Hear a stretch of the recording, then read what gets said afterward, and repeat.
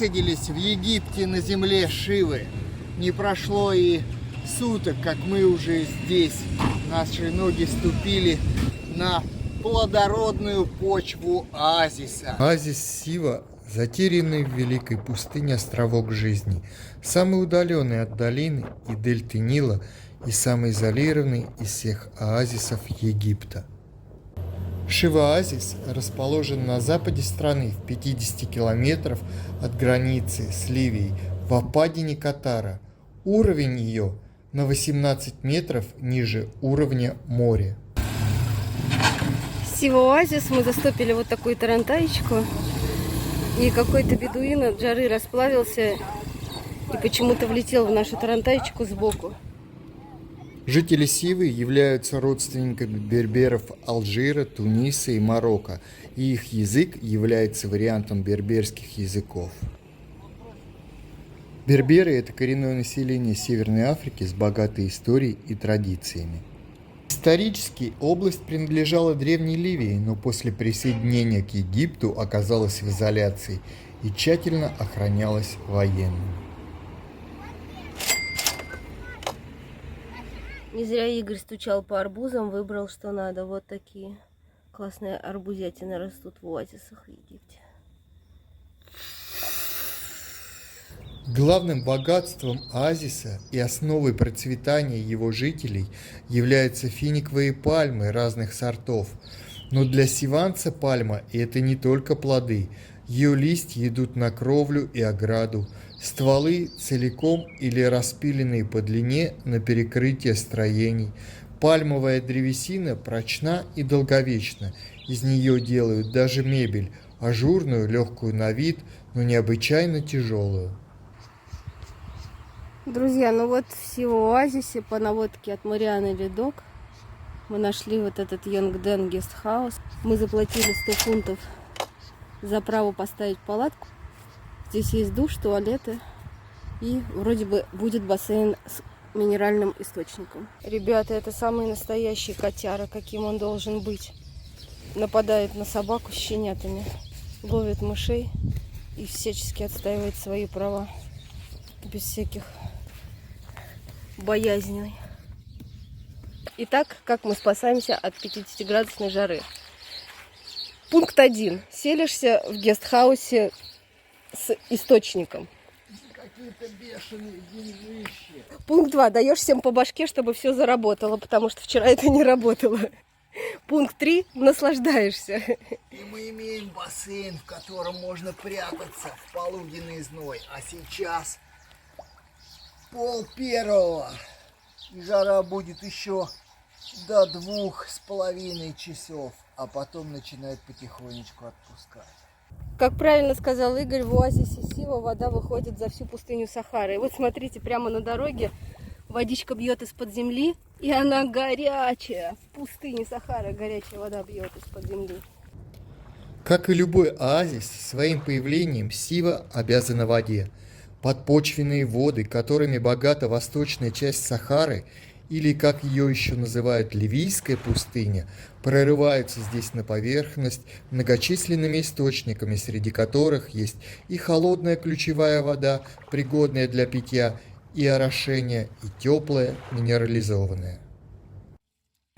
В оазисе Сива имеется 2 пресных озера, но из-за жаркого климата вода постепенно испаряется, уровень воды падает, а почвы неумолимо засаливаются. Куда идем? Идем в Клеопатрас Бац. Это как бы купальня Клеопатры. Сейчас мы увидим это. И в направлении джунглей температура 45, а мы идем по зеленой травке. Это и есть оазис среди Сахары. Вот такая рыбка наловилась у Да, рыбачка. живет оазис Шива. Тиляпия. Друзья, вот видите, никакого читинга. Температура 45,5 градусов Цельсия. А мы гуляем по оазису Сива. Отыскали на карте Клеопатра Бац. Вот такая вот лагунка организована среди оазиса. И это единственное убежище. Сюда сюда стекаются все люди и прыгают, чтобы освежиться и выжить. Все, видимо, я уже не доеду до России матушки.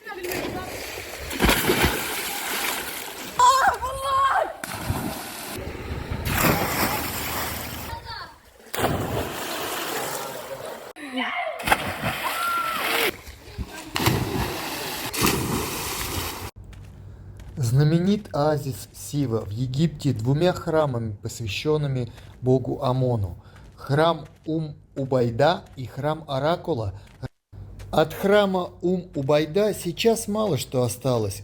Построен он при последнем египетском фараоне Никтанебе II. Долгое время храм находился в превосходном состоянии, а в конце XIX века было принято решение взорвать священное здание. Губернатор Сивы подумал, что камни подойдут больше для строительства полицейского участка. Так, взорвав храм, на месте святилища теперь остались только несколько барельефов да элементы колонны. Слушайте, удивительно, но факт. В этом городе за рулем этих тарантаек очень часто ездят дети. И вот знаменитое соляное озеро наслаждается Люба. И вот так можно делать прогиб, когда ножки торчат.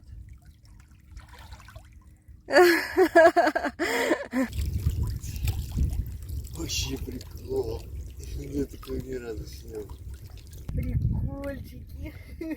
Такое можно попробовать только здесь, в оазисе Шива. Соляные озера, в которых утонуть невозможно. Вода попала в глазик, знаете, как щипет, кошмар. Дошли до местечка, которое называется Карат-Джафар. И такая очень здесь природа аутентичная.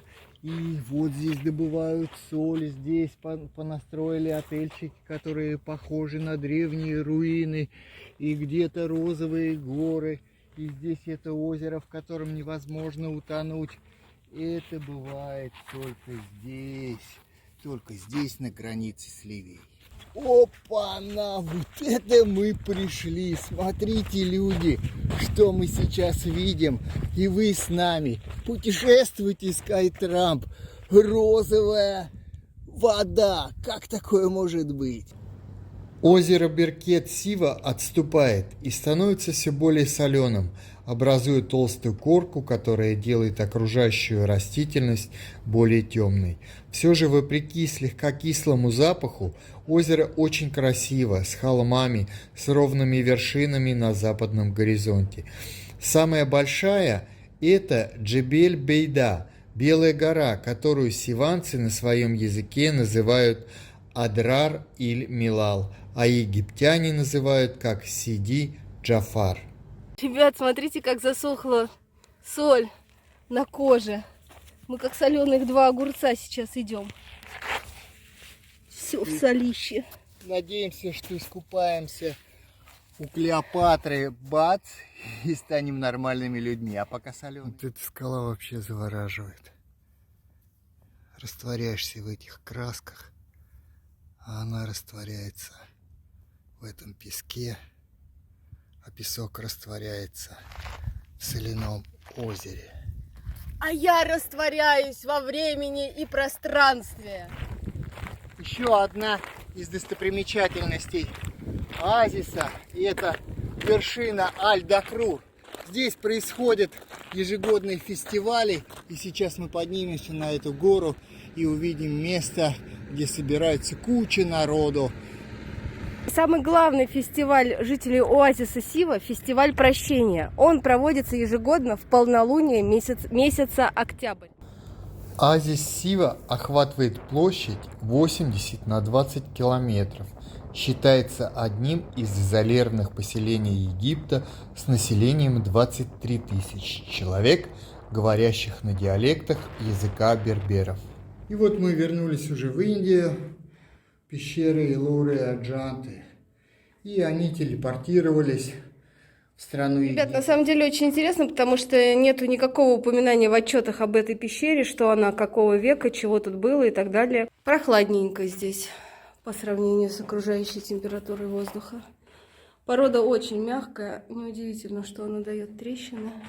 И опять мы видим следы, как не зря Игорь вспомнил пещеры Элора Аджанте, обработки, следы инструмента, который обрабатывал этот камень.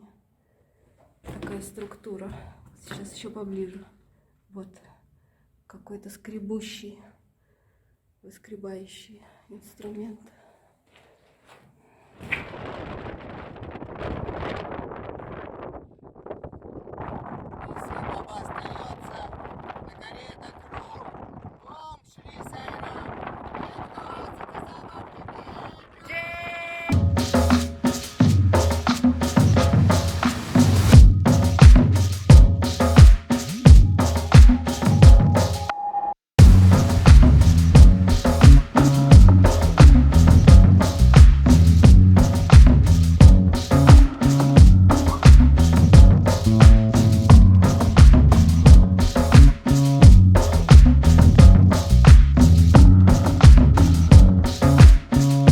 Смотрите, какие у них есть смешные метелочки, чтобы отмахиваться от мух.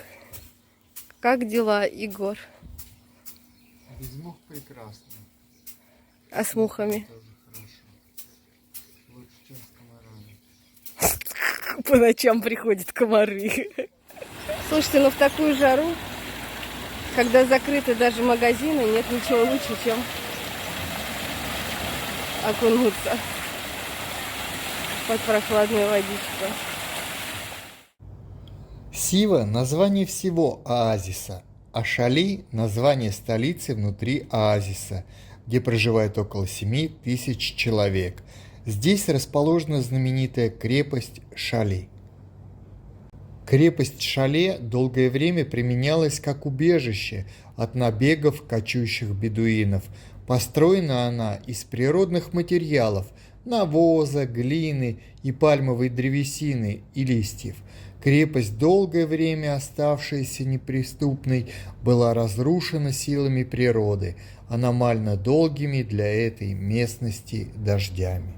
В Шали также находится легендарный храм Оракла, который много веков назад посещался самим Александром Македонским для общения с местным ясновидящим, который предсказал ему победы. Кстати, красивое слово «шали» на берберском языке обозначает слово «город». Александр Македонский действительно побывал в Сиве в 331 году до нашей эры. Македонский пришел в оазис, чтобы оракул храма главного египетского бога Амона в Сиве признал его новым фараоном Египта. По преданию, с Александром в Сиву прибыло несколько караванов с дарами для храма Амона и самого оракула, которые сыграли не последнюю роль в решении сиванского мудреца. Именно здесь, в Сиве, великий полководец получил титул фараона, который отождествляется земным богом. И в этом оазисе, уже после встречи с оракулом, он стал божественным Александром. Вот такая панорама открывается с вершины города мертвого, заброшенного.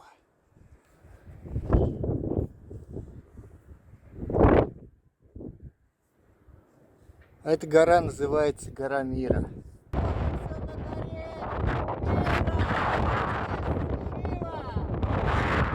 Покажем вам еще такой ракурс на разрушенный город, чтобы вы понимали, что это действительно сердце Шива оазиса.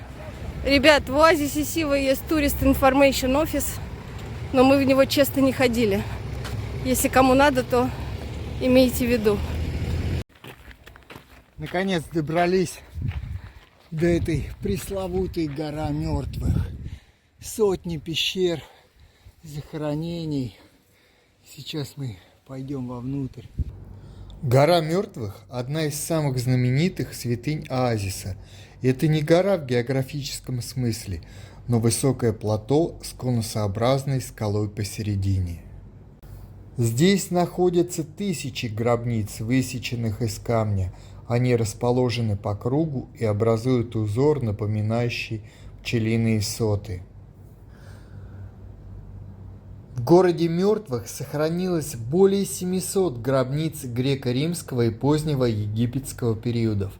Когда на территории оазиса происходили военные действия, ведь Вторая мировая война дошла и сюда, жители Сивы использовали гробницы как убежище. Из раскопанных захоронений только 4 остались нетронутыми. Каждая из них имеет прямоугольную форму и заканчивается квадратным внутренним двориком. Во внутреннем дворике есть несколько выемок, предназначенных для погребения покойников. Это вершина горы мертвых.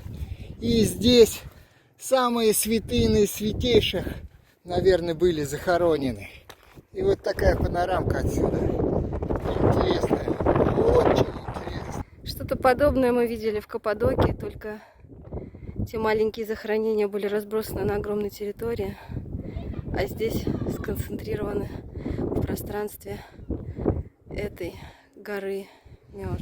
Египтяне такие выдумщики, прямо на входе сделали вот такой жуткий макет этой горы мертвых. Здесь очень любят схематически изображать все на свете.